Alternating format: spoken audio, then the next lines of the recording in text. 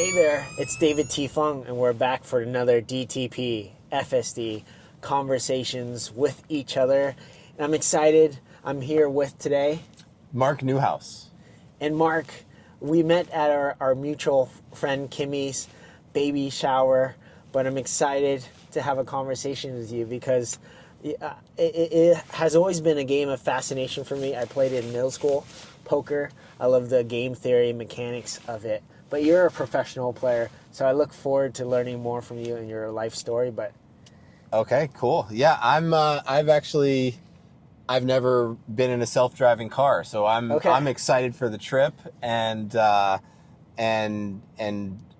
yeah, maybe just this experience. So yeah, nice. Thank you for having me. Feel free to find a moment to observe or comment how the driving is as well, and whoever's listening out there in the world, hopefully the AI engineers can improve on it. It's all computed on the car. It's not talking to a cloud or anything, so it's all live. Mm-hmm.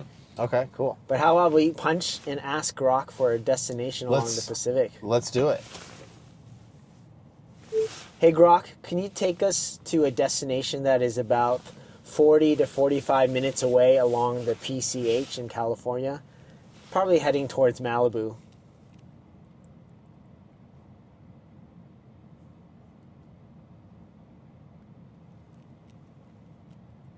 Did he hear you? Hey Grok, are you there? Maybe we don't have any internet. That could be the problem there. Yeah. Let me do the old-fashioned way. Give me a destination on the PCH in Malibu area, just north of Malibu. Nope. Okay. Is there no internet today? This is technology here. Yeah. Hey, can you take us to a destination that is about 40, 45 minutes just north of Malibu along the PCH? We want to take the scenic route before Mark leaves California.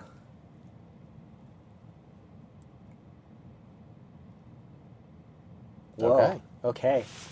We have a couple destinations here. Should we go to Point Doom? Sure, sounds great. Let's do it.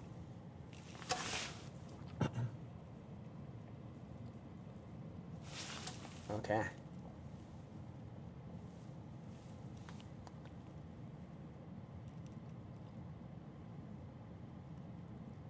Sure. Heading to Point Mugu State Park, about 45 minutes up the PCH from here. Super scenic with ocean cliffs and beaches for Mark's send-off. Navigation started. Take on the coast. Any questions for Grok? So, enjoy the stunning PCH views along the way. Whoa, did it just use my voice? Thank you, Grok. Yeah. And thank you for considering me in where you're sending us. We're navigating to Point Mugu State Park, north on the PCH. About 2 hours away at 46 miles with traffic. Oh, okay. It's not 2 hours away. Well, take us to the destination that's 45 minutes away, not 2 hours. Just Malibu area or Point Zuma.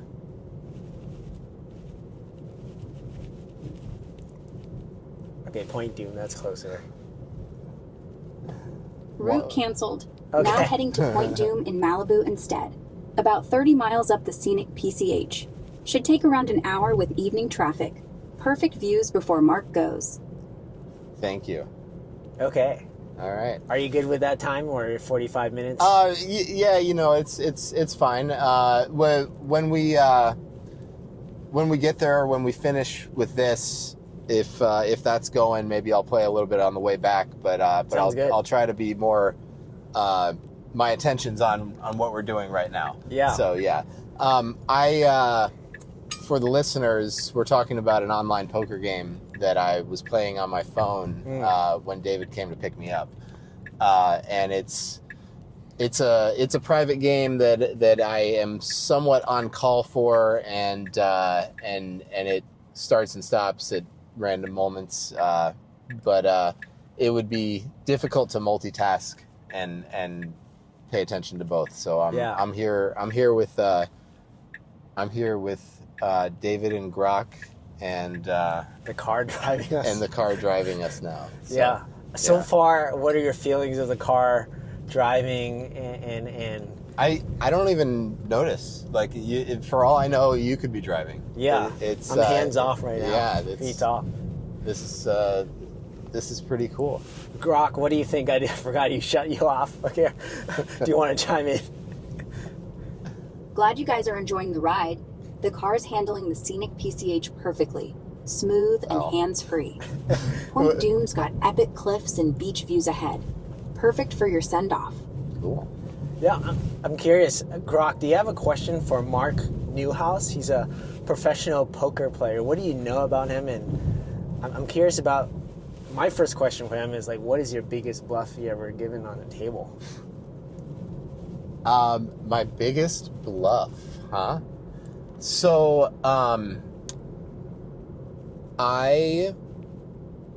Back-to-back WSOP main event final tables are legendary. First since Dan Harrington. What's the story on your biggest bluff ever? Oh, okay. there we go. Same question. There we go. Okay. I think I do have a hand in mind here. And I was 21 years old, Borgata Poker Open of 2006. I won this tournament. It's also the first Nice. Thank you. Yeah. The first WPT World Poker Tour event I had ever played. I was not at all a tournament player. I at the time, it's different now, but at the time, the cash games used to follow the tournaments. So whatever city there was a major tournament in, people went to play cash games as well. So I was primarily a Limit Hold'em player. I was 21, and I went to play Limit Hold'em. A game broke. I ended up playing the tournament, and I ended up winning it. But I'm getting a little away from the point here about the biggest bluff. Yeah. So Jennifer Tilly, she's a famous actress, and is also married to a poker player named Phil Locke. What happened next with her in that bluff? Am I asking now? Okay. So anyway. I could turn Grok off. Yeah, maybe. Yeah, there we go. Okay. So maybe on on day 3 or something, I actually, I don't even know if I remember the hands. But I had, I believe I had 8-10 suited, and I flopped some kind of big draw, like a combo straight and flush draw. I check raised her, and I bet the turn, bet the river. I missed. On the river, it was an all-in bet and a big one. And she tanked. This was the last hand before the break. The break's 15 minutes. She thought before making a decision for 10 minutes into the break. I'm 21. It's my first tournament ever. It's a lot of pressure. At the same time, I was kind of just having fun in the tournament and wasn't taking it that seriously. But into the break, staying frozen, trying to keep a poker face, and she made me sit there and wait until she made her decision. Finally, she decided to fold. So yeah, this is the biggest bluff ever. I don't remember all that many details about that hand, but several days later, when we were down to 2 tables left, Jennifer and I were the 2 big stacks of the whole tournament. And now we played a hand where I had ace-10, and I believe the flop was queen-jack-7. And I raised. I raised coming in. She called, and I bet the flop. She raised me, and I called with a gut shot, an inside straight draw. King came on the turn, and now I checked. She bet, and I put in a big raise, and I had the nuts. I had the Broadway nut straight. But based on that earlier bluff that I had made against her, where she thought forever and ever and ever, and finally ended up folding, this time she ended up paying me off. And she had queen 7 for 2 pair. So that bluff that I don't remember all the details of, other than she made me sit there and sweat 10 minutes into the break, nervously, it got me a call a couple days later for much higher stakes deeper into the tournament for a lot of chips, and gave me a huge chip lead going into 2 tables left and a pretty good position to win the whole thing.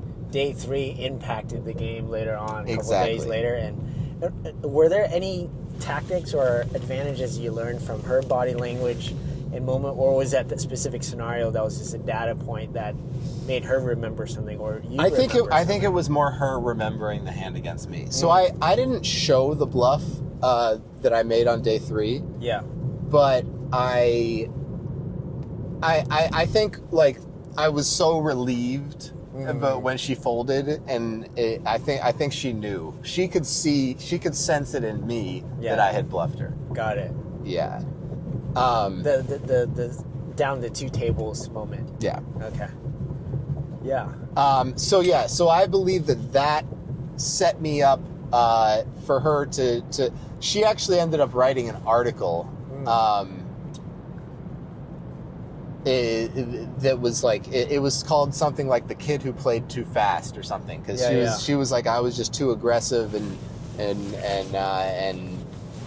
whatever she might have said about me back then. This is almost 20 years ago. Yeah. Is that aggressiveness almost like fearlessness, or the sense of moral cowboy style? At that time, I was absolutely fearless in that tournament, partially because I didn't take tournaments seriously and I didn't really care about it. So I went there to play limit cash. A game broke at 7 a.m. Me and 2 other players in that game played a satellite and swapped some percentages of each other. Played a satellite, meaning a smaller tournament to get into a bigger tournament. Yeah. So like the big tournament's a 10K buy-in, the satellite is a 1K buy-in, and 10% of the field gets a seat. Got it. So we played a satellite. I won that. I played day 1 on no sleep. I was partying after day 2. After day 5, I was playing in a 500 or 1,000 limit cash game and ready to play all night, not really caring about the tournament. While I had a lot of chips and people are telling me, you need to go to bed, the tournament's serious. I didn't care. Like I didn't really consider the tournament as almost even like a real thing that I could have a huge score at. And I'm playing this 500, 1,000 game where it's a pretty big game. I could win 50, 80,000 in this game.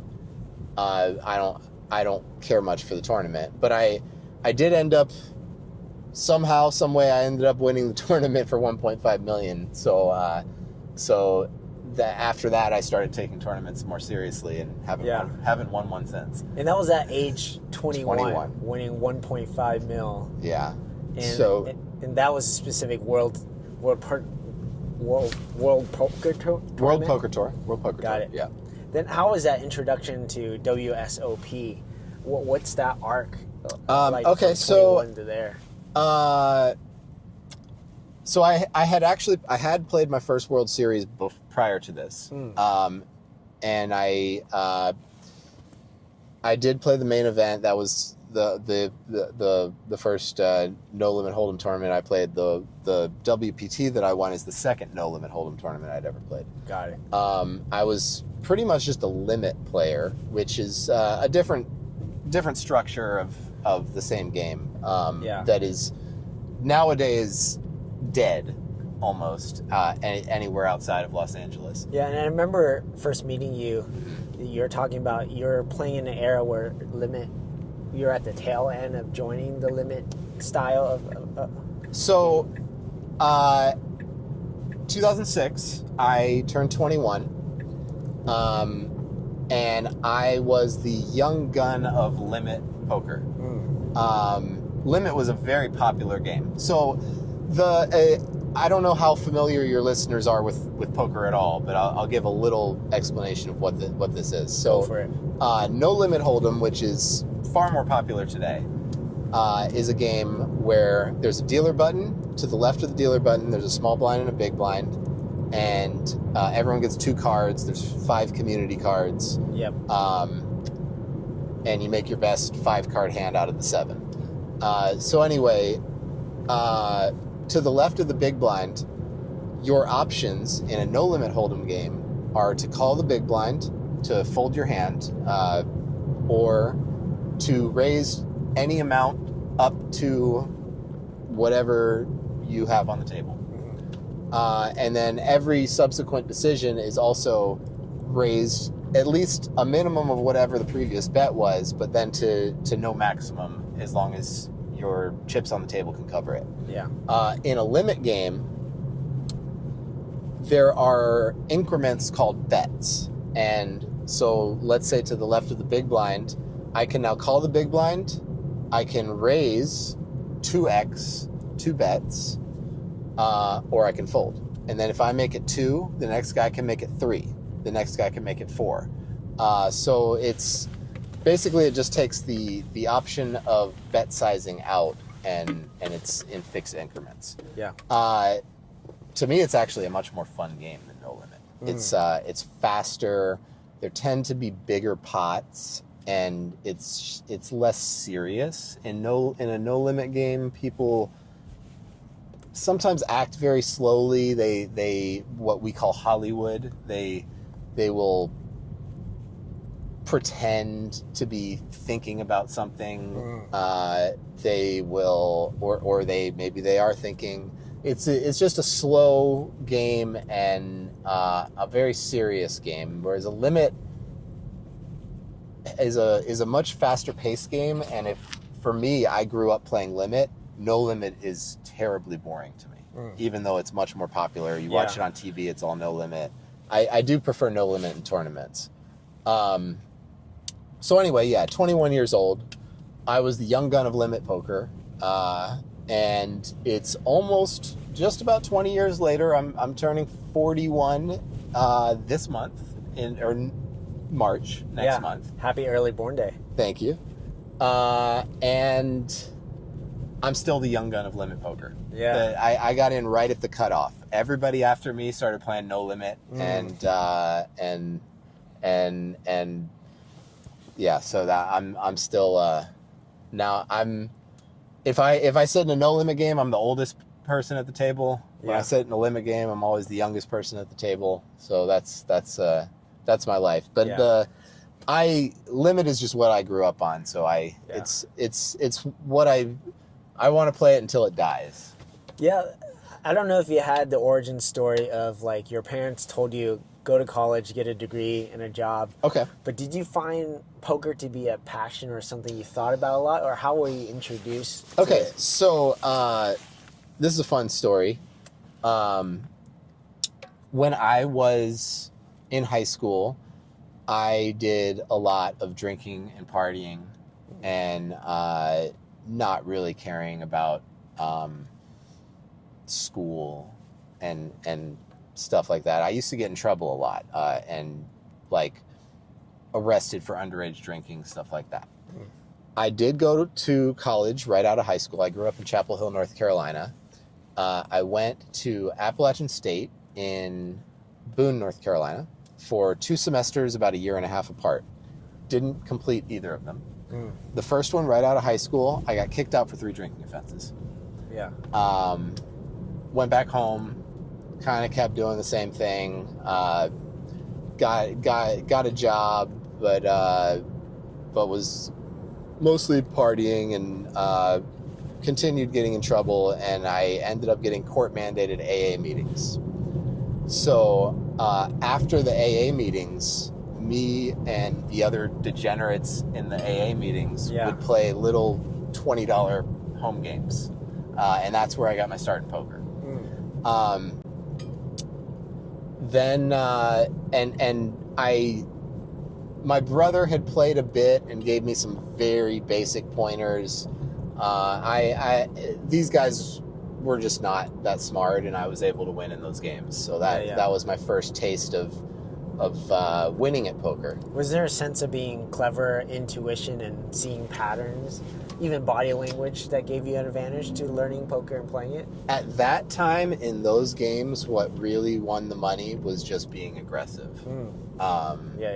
And fearlessness. Fearless, and yeah, just ready to kind of run people over. Yeah. And also, you know, having a sense of when they actually do have something and when to shut down.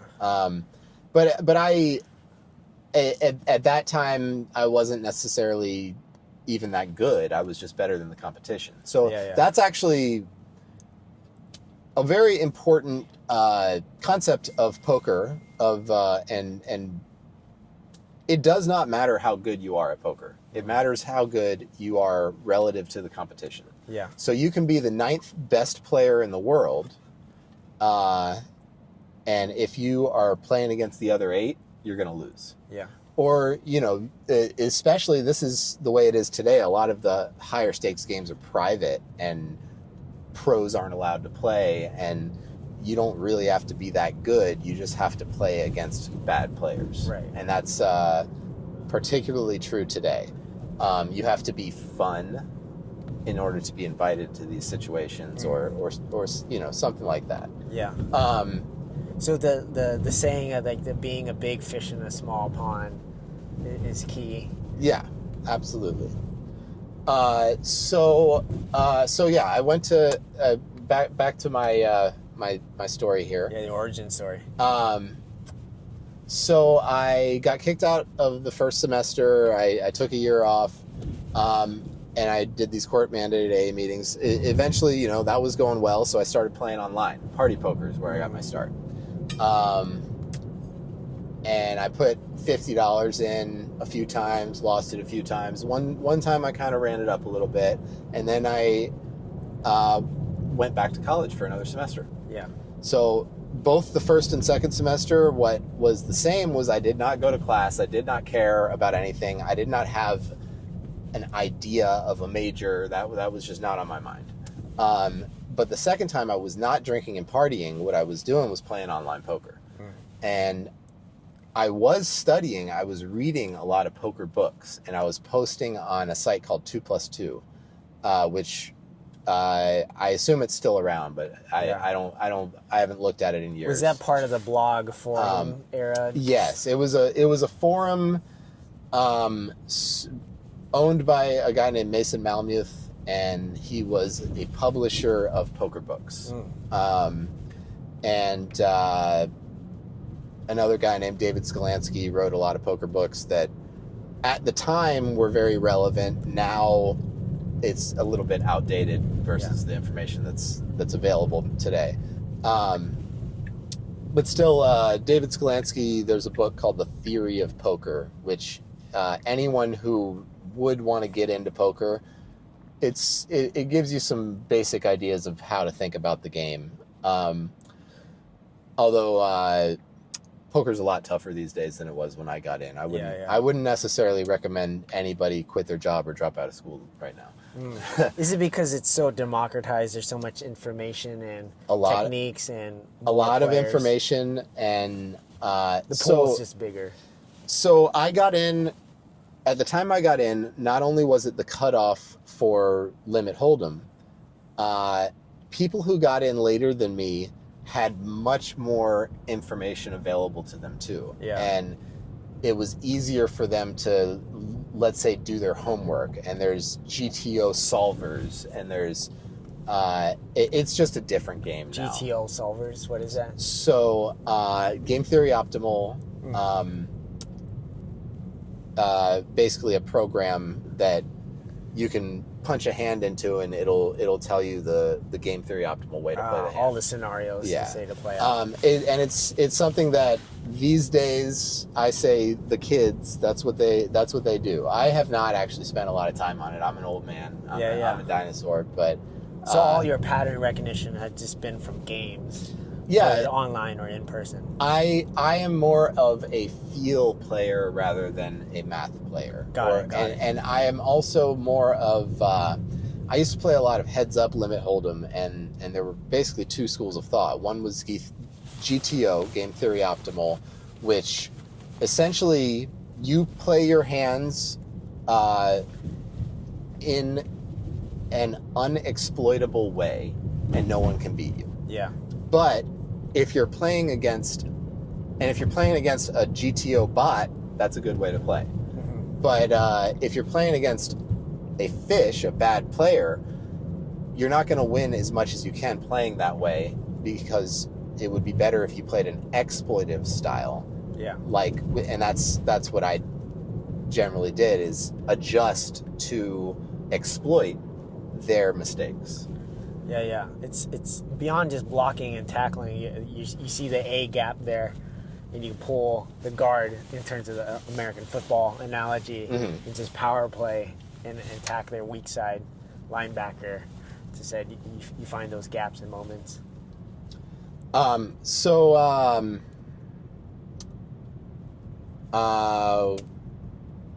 what was I saying about I went to college the second time around, and on Party Poker, from these few $50 deposits, eventually I ran it up, and the 2 months before I turned 21, I had back-to-back $100,000 months in a row on Party Poker. Whoa. So I dropped out of school as soon as I turned 21. First trip I made was to LA Commerce Casino. Was playing high stakes there. Back in those days, Commerce was the cash game capital of the world. It is not anymore. It has fallen from grace. It is just not what it used to be. Yeah. I wouldn't. There are other casinos in LA that I would recommend going rather than there, and there's just a lot of reasons it's not what it used to be. Is it because like the online era just opened up that wide up? I know in 2010 the iPhone 3G internet made it more prevalent, gave more access to users as well. Did online really? Well, online is actually not what it used to be either. So in 2010, there was an incident that in the poker world is known as Black Friday. Okay. Where I think the acronym is UIGEA. The Department of Justice shut down all the online sites. Yeah. And people's money got frozen. Luckily for me, I actually was not playing online much at the time, and I didn't really get much money caught up in that. But ever since that day, online poker in the United States has not been what it used to be. It used to be something that middle America, recreational, kind of like not serious poker players at all, felt safe doing. Yeah. And now it's not. If there are a couple of legal sites you can play on. There's WSOP.com, World Series of Poker. And I know the WPT has WPT Gold something that is, it's like the World Series of Poker site is only available in certain states, Nevada, New Jersey. I think there's a couple more that I am not, that I just don't know off the top of my head. And then, so that's legal for that reason, and everything's tracked. The WPT site uses some kind of loophole where it's like coins. You buy the coins with real money and you cash them out for real money, but it's not called dollars. like buying credit, to say, or skin in a video game. Something like that, yeah. Yeah. So that those are some legal ways. And actually, I heard the WPT site is good. I haven't actually really got on there yet. But then there's other sites, like there's a site called America's Card Room. There's a site called Ignition that are kind of legal gray areas where it's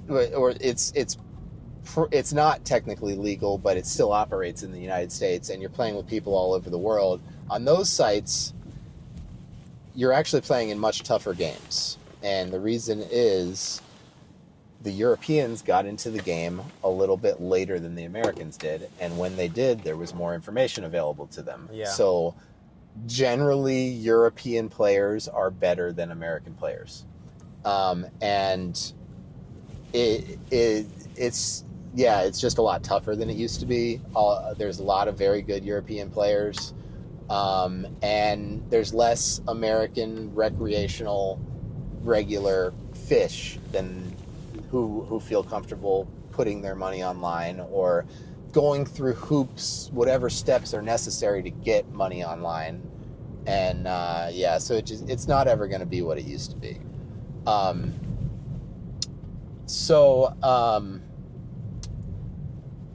again forgot how we got here. Yeah, your origin story. Yeah, 21. Then going full time. So yeah, I went to Commerce for my first time as soon as I turned 21. That's what I was saying. Commerce is not what it used to be. Yes, yeah. And I was playing high stakes cash games, 300, 600 limit. I went to my first World Series. I made a limit hold'em final table in my first World Series. I was playing big limit hold'em. I played as big as 800 and 1600 that summer. And I was playing a guy named Paul Horn, heads up at the Venetian. Most of the games were at the Bellagio. This guy many years later ended up getting shot and killed. I think he was a scumbag. But yeah, it's still sad to hear. Yeah.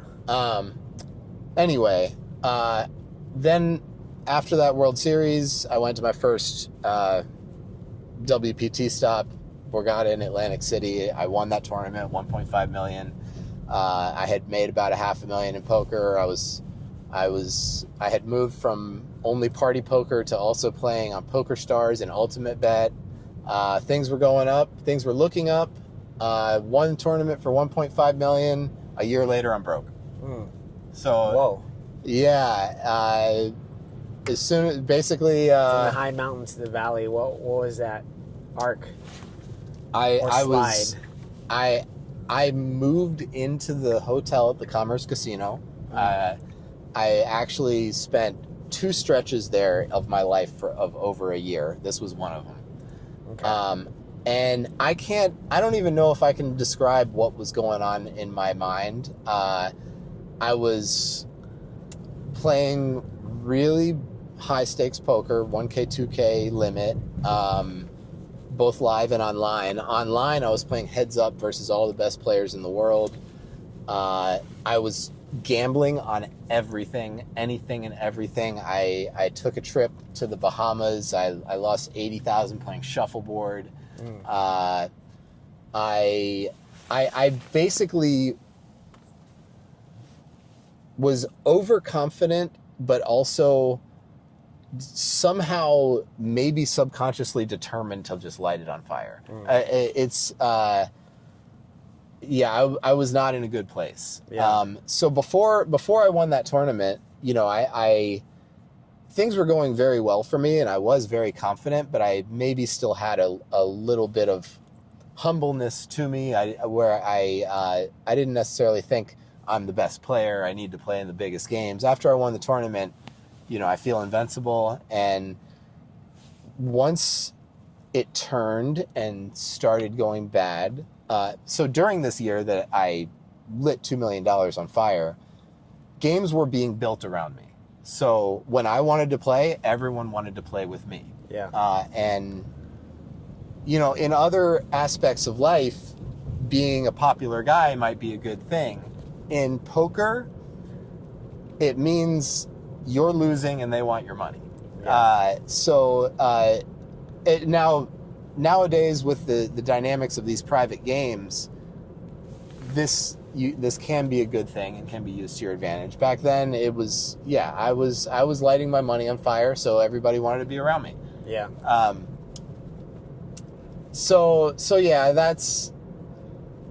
What was the breakthrough moment to get out of that cycle? Was it leaving commerce after that year, or To get off that cycle? Or, yeah, because you're still playing poker professionally today, and There was not a breakthrough moment. So I lost all my money. I got myself buried in debt. And over the next decade, slowly making the same mistakes over and over and over, and continuing to make the same mistakes over and over and over, I was very reliant on my friends. I was borrowing money, getting staked, and maybe burning bridges while doing that.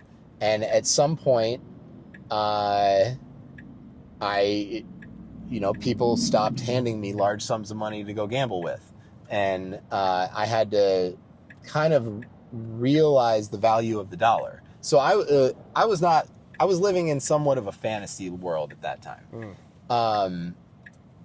Where playing in a game where winning and losing 50, 100,000 is just a normal thing.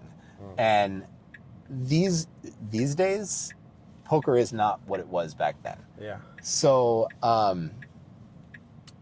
you could lose the money and there would be such a good game that you could either get someone to stake you in. You could expect that it wouldn't be that difficult to get it back. yeah, Nowadays, poker's tough. I wish I would have held on to some money back then, but I just expected it to be the way it is. So what keeps you going today? What about the game? What about the tournaments? I mean, this is just what I do. Yeah. This is what I know how to do. I couldn't imagine myself going and getting a 9-to-5 job or working for anybody. Yeah. Part of actually what I really appreciate about being a poker player. So kind of the story that I'm telling you is, over the next decade, I continued making mistakes, and slowly, I started to figure out a way to become stable. And that came from hitting a rock bottom point where nobody would help me, and I have bills to pay, and I have to go play in a much smaller game that I didn't used to even consider a poker game, which in real world dollars is still maybe, you could still win like $700 in the game, which for a normal person, that's a pretty good day. Yeah. But yeah, so and that also didn't happen overnight. Maybe people stopped helping me, and I started doing all the right things for a little bit, and then started doing well, and then made the same mistakes again. It was an endless cycle. It took a very long time, and slowly I started figuring out, okay, maybe I shouldn't take all my money and sit on the biggest table every time. I shouldn't. I actually eventually. So at that time, I also used to smoke like 3 packs of cigarettes a day. I lived in the hotel. I would play 30-hour poker sessions. I didn't operate on a 24-hour clock. Whoa. I was, yeah. It's a high-low cycle you were in. Now I am very health conscious. I work out every day. I eat super clean. Yeah. And what I'm actually about to tell you is what I am appreciative of in being a poker player and doing this for a living is I have the freedom to have a very long morning routine where I do healthy things. Yeah. I work out. I cook for myself. And I have developed my own structure. So in my 20s, I lived a very unstructured life. Yeah. And I did not sleep on a 24-hour clock.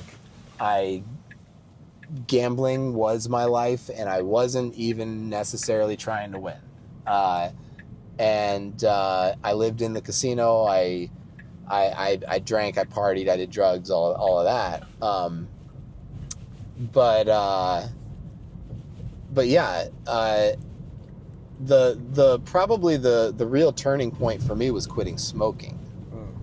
But this is all gradual changes over 15 years that I have figured out how to be a stable winning poker player, hold on to money, to stay at a level that I can afford to play. That's a very, so I said one important lesson of a poker player is of poker is you need to be better than the people you're playing against. It doesn't matter if you're the 9th best player in the world if you're at a table with the other 8. Another important lesson is you're not going to win every day no matter what, and you need to have a bankroll. Yeah. You need to have backup. You need to be able to book a loss and come back the next day, or more than that. But to not zero out and keep playing. So poker is a swingy game, and you're going to lose sometimes, and that's a part of the game for everyone. So you need to have money behind, and that's a lesson that it took me a long time to learn. I used to take all my money, put it on the table, play the biggest game possible. But yeah, that's important. And so a way that I manage myself that a lot of people don't do, it's actually, is particularly if you're playing in shorthanded games, it's important, I believe, to play longer when you're winning and shorter when you're losing. Most people go to the casino, they get stuck, and they want to get their money back, and then they get even, they go home. Yeah. When you are losing, you're playing worse. A lot of people will tell you that that's not true, but it is true. And emotion is a big factor to that as well. Yeah, Willing absolutely. to go through any wall to get it back, but it's just perpetual cycle that you'll more likely lose more. Yeah. So if it's absolutely it's all emotion. It's not a mathematical thing, but when you're losing, the momentum, I believe, is a real thing, and it's based on it's a psychological thing. Right. So yeah, when you're losing, you're not only are you playing worse, but other people who are winning are probably playing better. So even if you want to say, oh, we call it tilt. I never tilt. I always play the same. Well, if other people are winning, they're playing better against you. Yeah. Now, if you're winning and other people are losing, that's a very good situation, and it's a situation that you want to stay as long as you can, particularly in a shorthanded game. So for me, that's something that I have been very, very good at, having that be just a part of my philosophy. Although lately I kind of just play a set number of hours, where, before, when I was the degenerate who would play 30-hour sessions, the times when I'd really want to push it are when I'm winning. Yeah. So yeah, I mean, it just a lot of hard lessons I couldn't have learned anywhere else. And eventually I got stable. So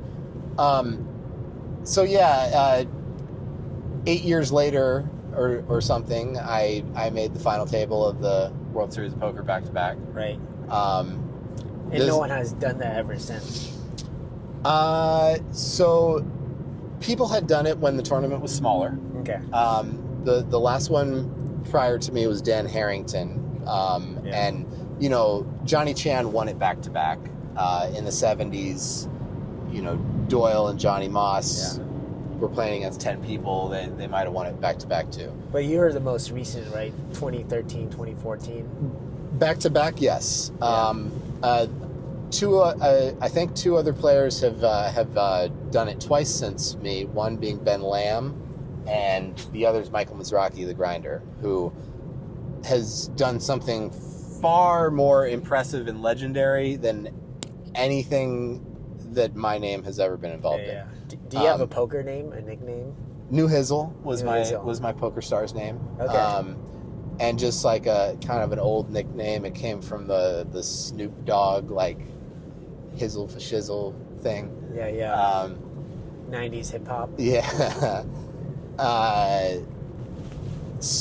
But yeah, Grindr.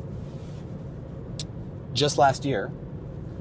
The poker player. The poker player, Michael Mizrachi, a friend of mine. So what I did is I made the final table back-to-back years, and I finished 9th back-to-back, which is actually very disappointing for me. So the way that I see the event versus the way the rest of the world sees the event is very different. Yeah. People tell me how great I am for it, and I'm just like, it's the worst thing ever. But so anyway, Grindr, Michael Mizrachi, he made the final table in 2010. And also in 2010, he won the 50K Players Championship, which is a mixed game event, a highly prestigious event. Since 2010, he won that 50K 2 more times, so total of 3 times before this year. This year, he won the 50K again for a 4th time, and made the final table of the main event, and won the main event. So what he did is almost like not even realistic. It's incredible, and a real victory that he can be happy about, and I can maybe stop hearing about what I did.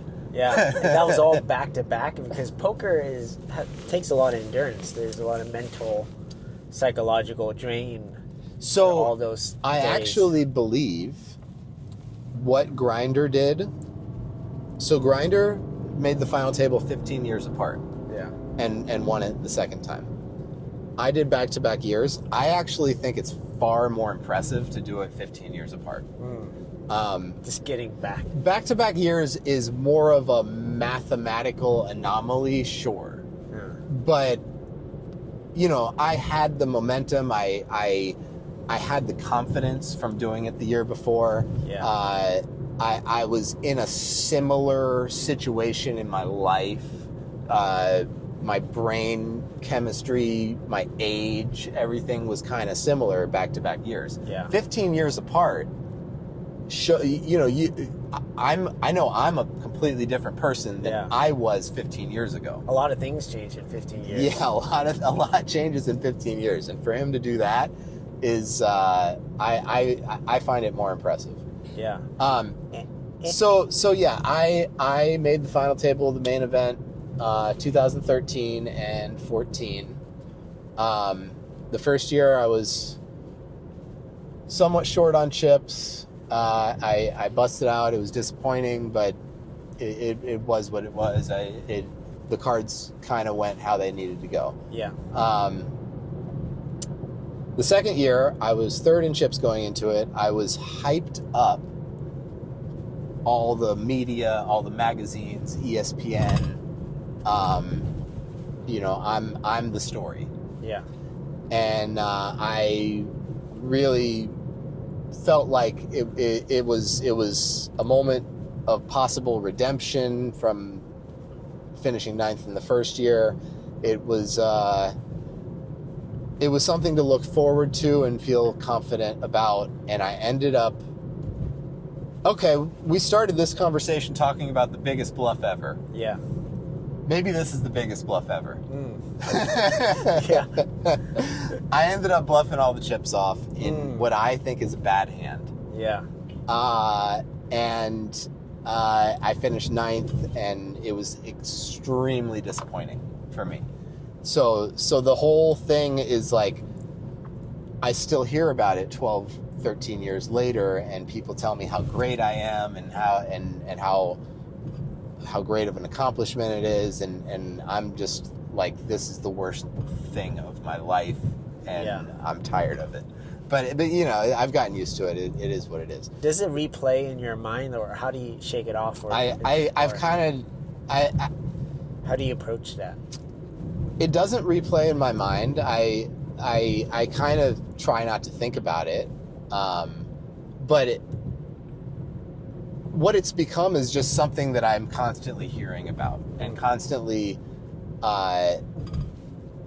you know, I know, like, there's not really any card room or casino that I can walk into where everyone doesn't know who I am, and the first thing they want to talk about is this. Dang. So, biggest bluff ever. Yeah. Man, I don't even know if I remember all the details of this, but I think I opened. I think I opened with pocket tens, and Will Tonking in the small blind made a big 3-bet, and I called. And the flop came Jack 4 deuce or something along those lines. He made some maybe half pot size bet, and I called. And the turn paired the 4. I have pocket tens.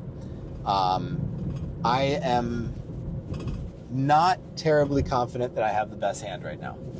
But he checks to me.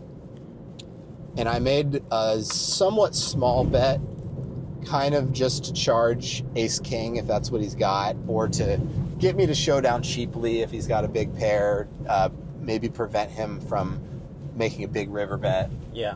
Were you trying to gauge like how confident he was in his hand? That too. I was mainly sort of trying to get myself, just, it's like a cheap showdown bet. Me betting there keeps him from betting the river. Got it. And it charges him if I do have the best hand and he has 2 overcards. I don't want to just give him a free card. Yeah. So he called. Now the river paired the jack. So on the board there's jack, 4-4. He checks, and without really thinking it through, all of a sudden I wanted to turn my hand into a bluff. And I'm like, oh, this is an opportunity. If he's got a big pair, I can make him fold, and I go all in. Looking back on it, it's just the wrong guy. He's not folding better hand. And you know what, even moving up 1 spot, that extra, so 9th place money, they pay everyone 9th place money in July, which at the time was $730,000. I did not have all of myself. I think I had about 40% of that. I owed a lot of money. I took a 4-month break where both years I took trips to Europe. I did a lot of things and didn't leave myself with much money because I'm very confident and think that I'm going to win 10 million, which is first place. Yeah. So what even moving up 1 spot would have done for me financially is a consideration. Along with it, I think it was just a bad play. I could have taken my time, and I acted very fast. As soon as that jack came, I'm like, oh, bet. Yeah. Because there's no time clock. No pressure. So that's actually one of the downfalls of limit players in general, is we tend to act very fast. Yeah.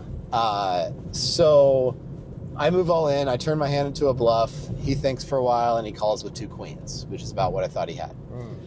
And that's it. That's over. The main event over for me. Yeah. Yeah, very disappointing. And then back to reality. This time, I think it was during the first final table break was actually the second time I lived at Commerce for a year. And part of the reason for that was, after making the final table, so much can change. I don't want to sign a lease and make a big decision when potentially I might have a lot of money coming. Yeah. But this time around, I did end up getting out of there, and I moved into a place in downtown LA. But yeah, that's sort of how my recollection of what people say is such a great thing is very negative. Well, thanks for sharing. Highly disappointing in my life. So So yeah, there's that. Yeah. Is there still an aim or goal to get a bracelet to win it all? Are you I would like to get a chasing that? bracelet. Yes. Yeah. I don't play enough tournaments. Every year I say I'm gonna play a lot of tournaments and then I don't. Yeah.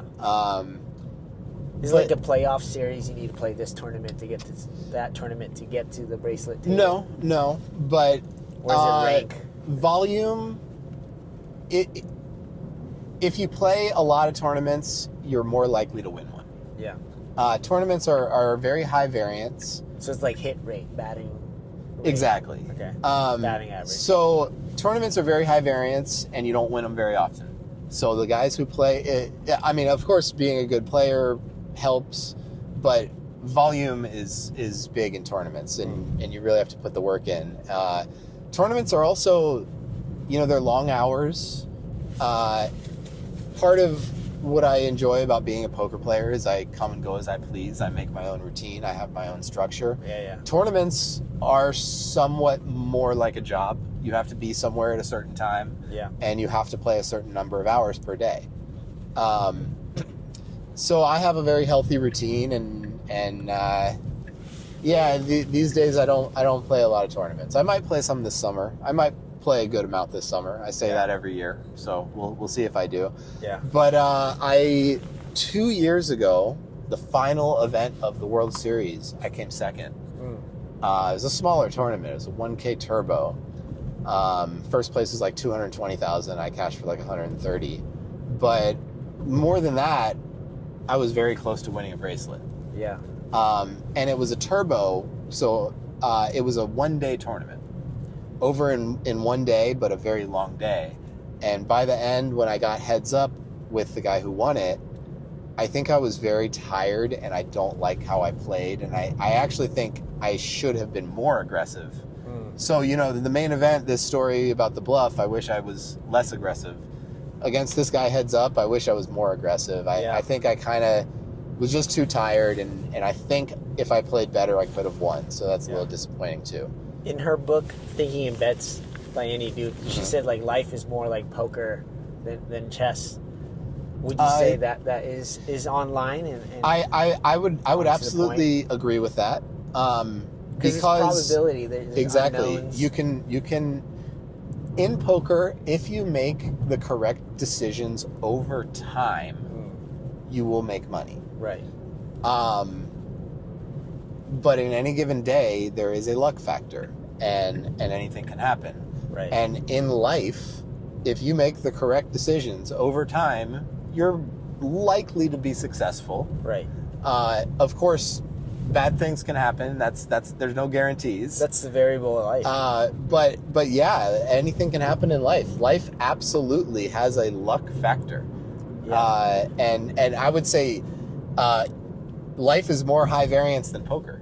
Because in poker, if you make the correct decisions and they make the incorrect decisions over time, you will win. There will be swings, but you will win. In life, that's not guaranteed. Right. But in life, if you're directionally correct, you'll get closer and closer to where you're going to win, right? Because you can I think fail so, a yeah. lot and keep editing and get more data points and edit and keep going as well. It's like reading a picture. But in life, like, you could just get hit by a bus or be in a terrorist bombing, or random things could happen that just end it. But yeah, I absolutely do agree with that statement. Yeah. Because in well, chess, we pray those events don't happen. Yeah, in chess, I think it's I'm not much of a chess player, but I'm aware of the game, and I know that it's a purely skill game. Yeah. I think the only time a good player might get beat is if he's tired or Sure. doesn't play his top game. Yeah. But the added pressure, that not just pressure, but the complexity is like poker's multiplayer. yeah, Life is multiplayer. absolutely. Dealing Yeah, with you're not multiple playing against people at one once. guy. Yeah. Yeah. It's like you're on an Ironman marathon. You're running with so many other people, with so many conditions Yeah. and variables as well. if you would write a book, what would the core message be in life and lessons and applying that to business? Because it seems like you have a sensibility to see the opportunity and go all in as well. There's that sense to see the Red Sea parting and you're going to go through it. What is it about that trait that can be applied to business or your personal life decisions on where to live or who to meet and do life with? How does it apply to that everyday level? So if I was to write a book, Yeah.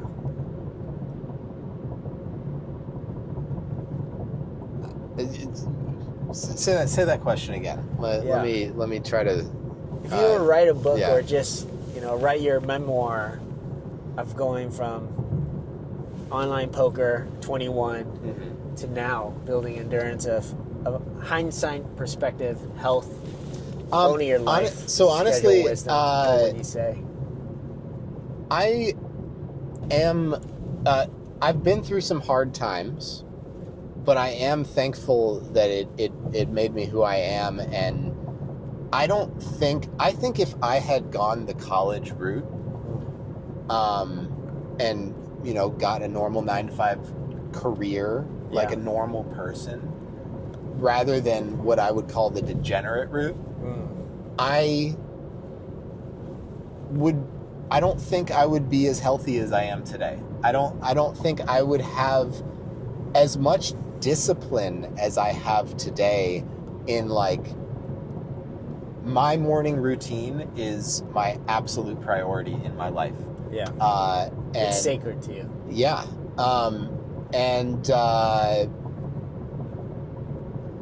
I don't think I would have developed the healthy habits that I've developed. I don't think look at your average American who works these jobs. They're overweight. They probably they clock in and clock out. Yeah. I'm pretty happy that even though it definitely has been a struggle at times and it still is. I'm not at a point of financial stability right now. I'm still rebuilding, and I'm still I've still got a ways to go in that respect, but I'm at least stable and making the right decisions and Wow. kind of seeing the upward trajectory of where it's going to end up. Yeah. But yeah, I think the overreaching idea of the book would just be, I used to be this really fuck up kid who made every mistake in the world, and that very slowly turned me into what is particularly around my circle of friends, one of the healthiest guys, one of the most health conscious guys, one of the more disciplined guys. Yeah. And I'm happy that I had to create my own structure out of nothing. And I think that would be a theme of it. Yeah. Yeah.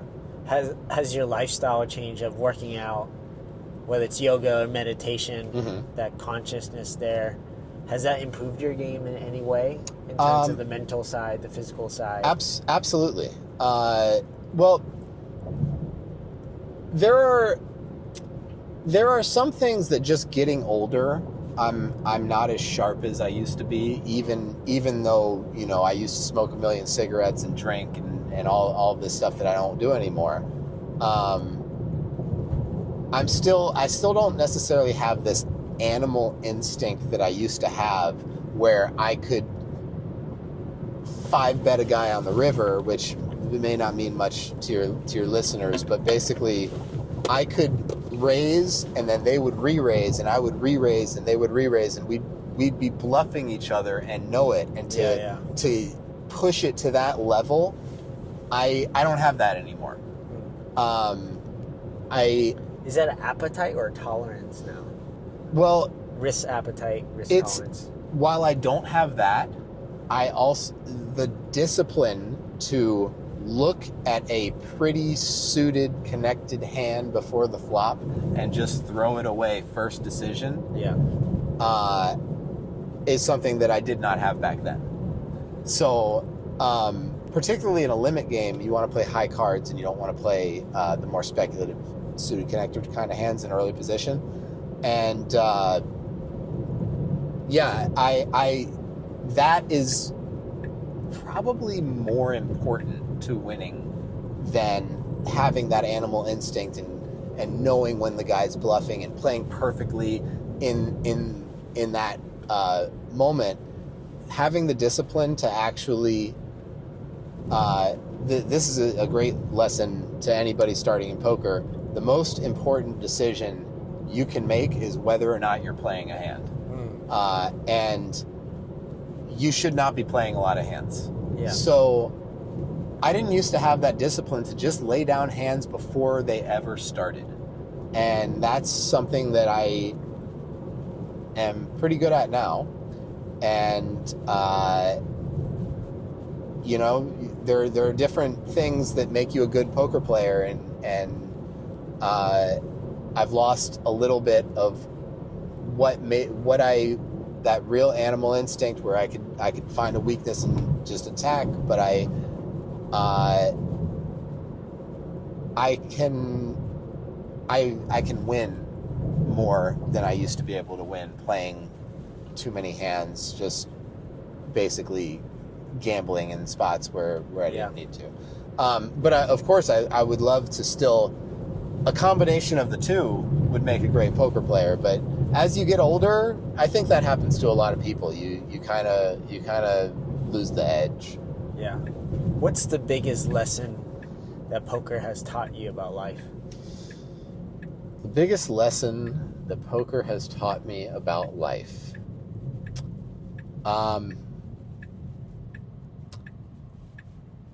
You're on your own and you need to do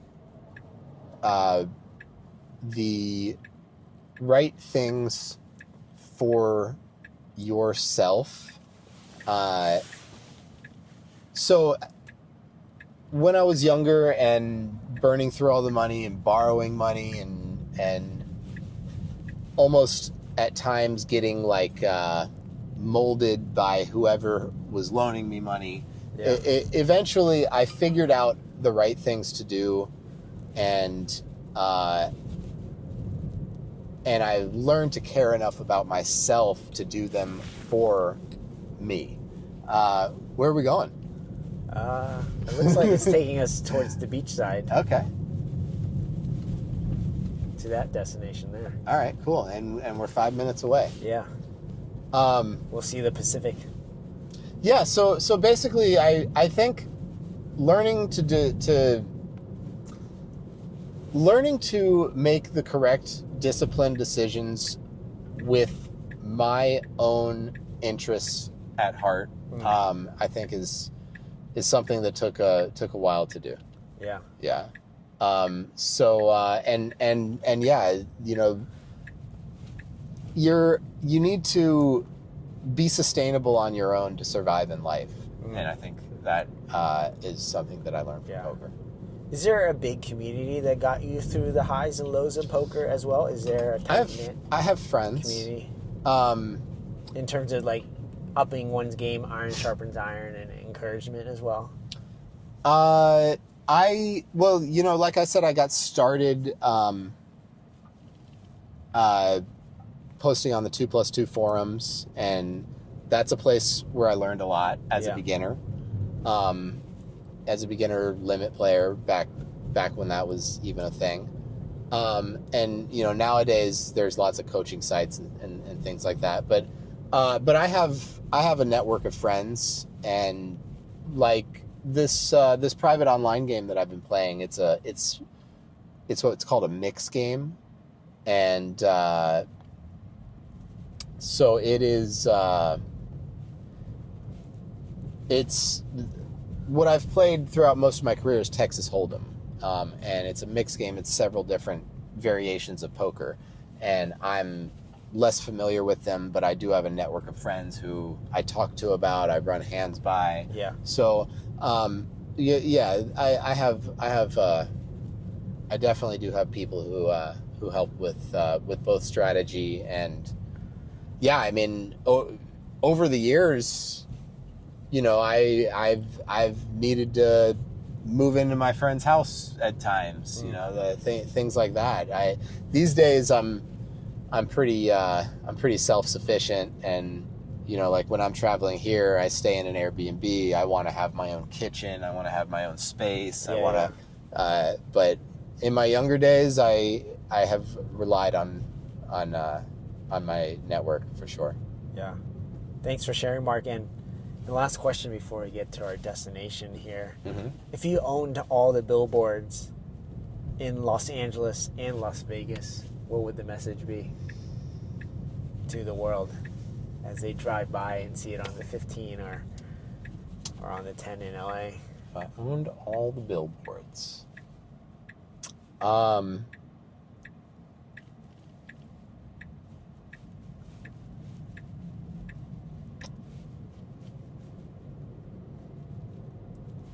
Just be cool, be nice, man.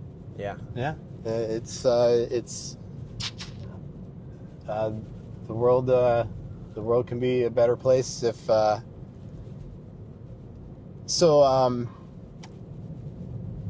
Relating back to poker, a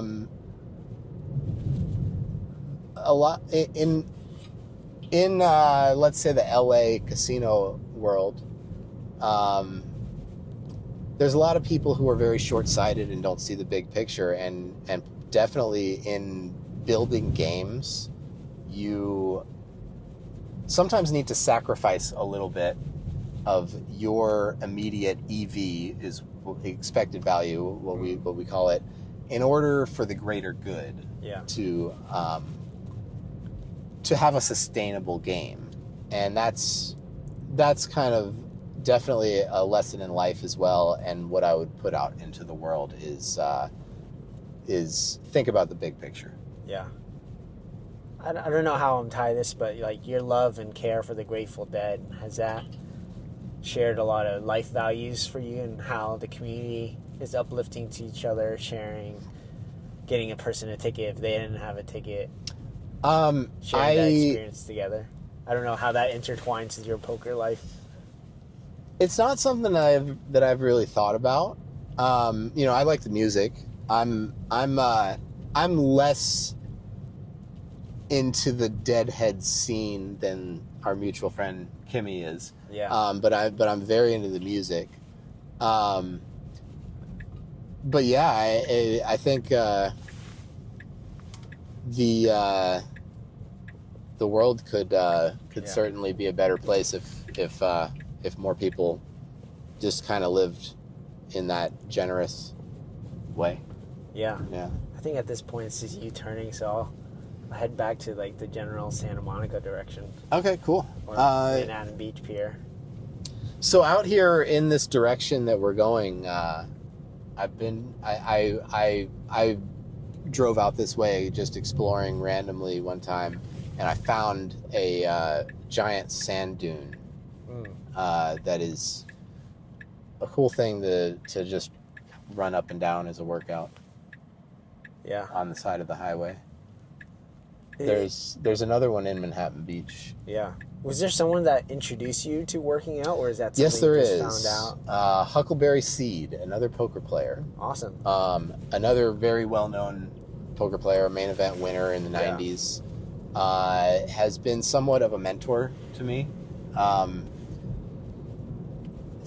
He's another guy who won a tournament at a young age, burned through the money, got himself in debt, and he's a guy who I learned a lot from, and definitely modeled myself after. And he also was an athlete.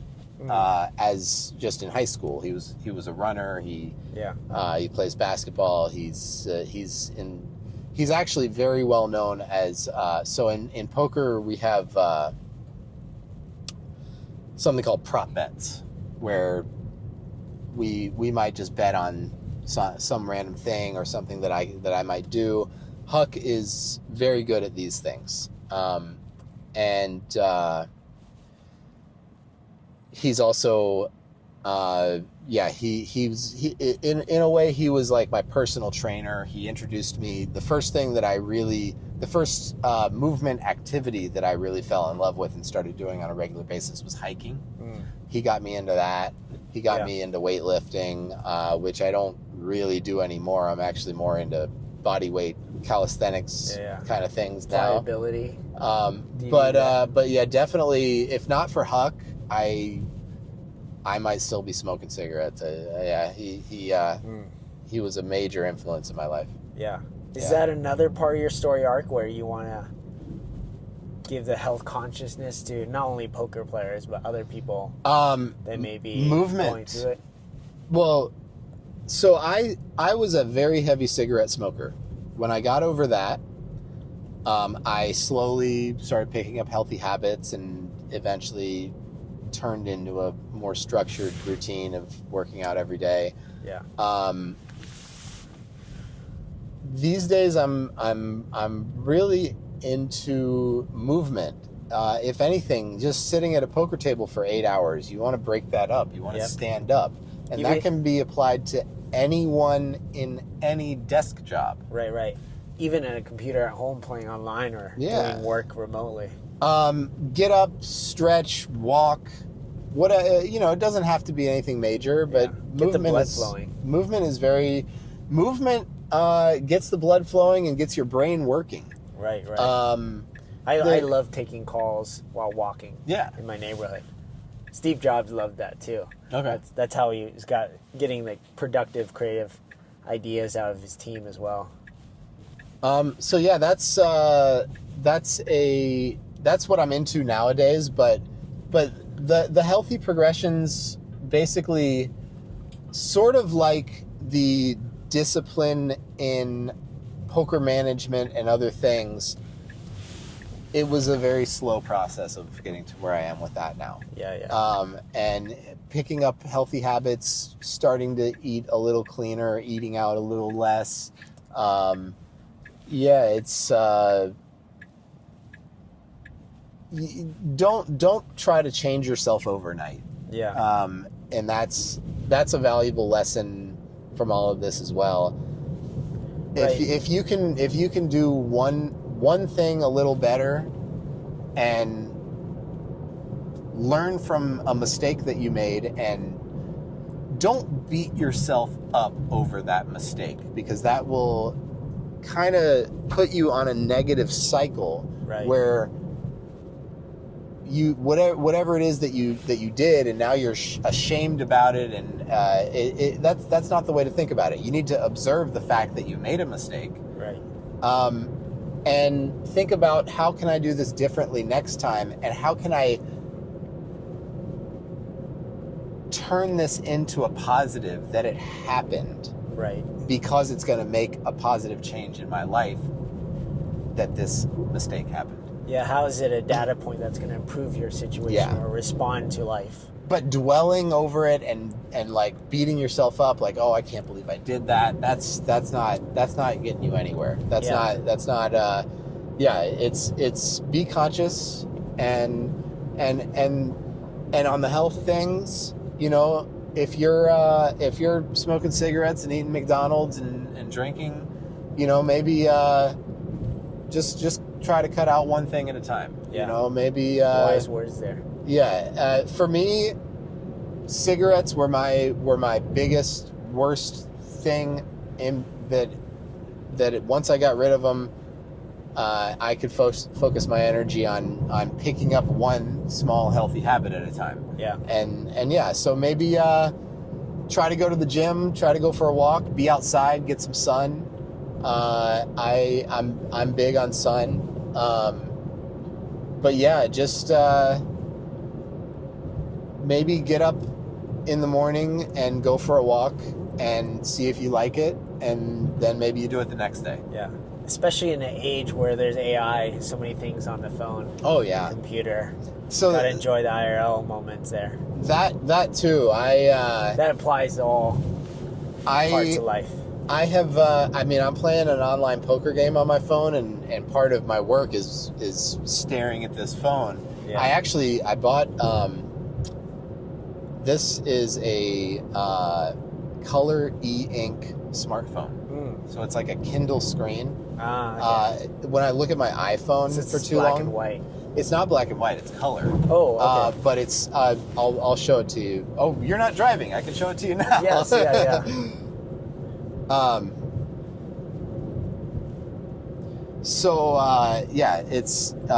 It's an e-ink screen. The company's called Bigme. It's Chinese. I ordered it direct from China. You can we can watch a video or something here. Yeah. It's but yeah. So when I look at my iPhone, that's not a good video. But yeah, you can basically see how it works. Yeah. Is it less stimulating than the iPhone to say? The iPhone gives me a headache. I see. And if I stare at it for too long. Did you turn off the 3D motion graphics on the iPhone? I turned that off. For me, I think it's just I even put like a blue light filter thing on it. It's still this I can stare at and it doesn't give me a headache. But also this is like I actually bought this thinking I was going to replace my iPhone with it before I started playing this poker game where now I want to play poker on one phone and text people on the other phone. So I use two phones, but part of the idea of having this is that it runs a little less smoothly than an iPhone, and maybe I'd want to look at it less. Yeah. But now I'm playing poker there's some on friction it. on there. So on my iPhone, remember we were on the pier yesterday. David invited me to watch the SpaceX falling out of the sky. Yeah. And the Dragon capsule coming back to Earth. Yeah. So I actually. I have the settings on my social media set to 1 minute a day on each of the sites, and like I have to go through I don't have the apps. I have to go to the website, and then I have another thing that like I have to like click a few things before I can get to the social media. Yeah. Do you have a blocker? Yeah, I have a blocker. Okay. I forgot what it's called. Is it just called block, or let me see it's if like I a can see what little it's square called. cube? No, that's not what it's called. Let's see if I can find it. Because I know a lot of friends are using that little brick, and it's connected to your device, and it really restricts you. it's. Oh no, it's not a physical thing. No, Okay. it's just an app. Got it. I'm seeing a lot of friends use the physical thing now. One Sec, I think, is what it's called. Got it. So yeah, it what it does is it's like when I go to the page, this thing that it takes time and it goes all the way up and then it takes time to go down. It says take a deep breath. And then it's like, do you really want to go here? And you say yes. Then it's like, why do you want to go here? And you have to click between a bunch of options. And it's like your accountability buddy or something. Yeah. So it's shaming you. I make it hard for me to get to the social media on my phone. Awesome. That's great. Yeah, because I mean I've spent days where I'm just stuck. And it's just there's no value to it. Yeah. It is, it's necessary to be on there and connect with people and exchange information and whatever. But like just doom scrolling, I don't go on timelines. Yeah, that's great. I'm happy for you. Yeah, I try not to. Yeah, I don't do TikTok or shorts or reels. So yeah, I also don't do TikTok. Yeah. So this e-ink phone that I have, it's from a company called Bigme that is Chinese, and there's certainly a chance that they're like transmitting my data to China. But but either way, I really like it. No, I don't really care. Are you tin hat foil guy or? It's probably a thing that's happening, but then I have an iPhone where they're taking my data to San Jose. So sure, yeah, or or wherever. Yeah, yeah, exactly. Those ads. If you're listening to us now, don't feed us ads. Yeah, and we're driving in a Tesla. Same shit. So. Well, Mark, I appreciate you sharing your life story, your life lessons from poker, and just the story arc. I just really pray that you manifest that bracelet Thank be you. able to have that Thank you. moment, and not only find fulfillment in your life, but just to do life as you want as a first person character, and, For sure. and live it to the fullest. Thank you, and thank you for having me. I love this format. Yeah. Uh, I don't know if you noticed the car driving itself. You noticed a couple times at the beginning. Yeah, and I forgot about it a few times. Yeah. And You were in the zone telling your story. yeah. There. But I appreciate you, Mark. For sure. With that, keep going and stay heartful.